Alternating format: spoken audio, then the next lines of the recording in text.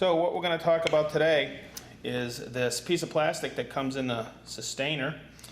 It's actually a consumable, and people don't actually know what this is. Well, I'm going to show you what this is for today.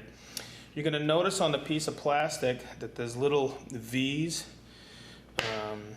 put into the plastic, and on here there's a little protrusion of the V's here. These are V grooves. Okay, but let's see how a jigsaw cuts without this. First of all, I have installed here a Festool Try-On blade, FSG, the most aggressive blade we have. It's a little bit thicker than most, and also I have it set in the most aggressive of cuts. Here's the quality of cut you're going to get without the zero clearance splinter guard.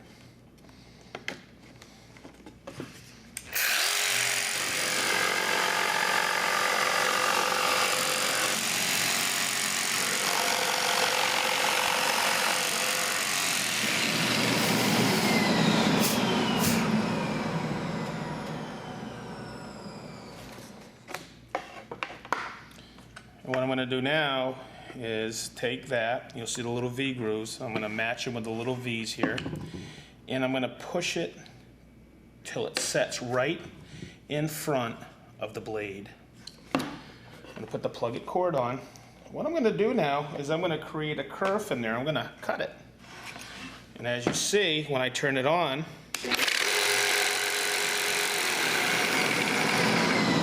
you can see now that there's a perfect zero clearance on that splinter guard. This is the quality of cut you're going to get now.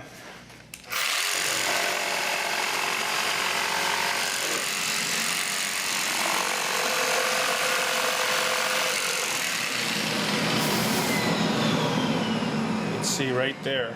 Look at the difference between the two. Amazing. That's what that little piece of plastic is for, and you can buy them in packs of 5 and 20 for a replacement when you're unsatisfied with the quality of cut.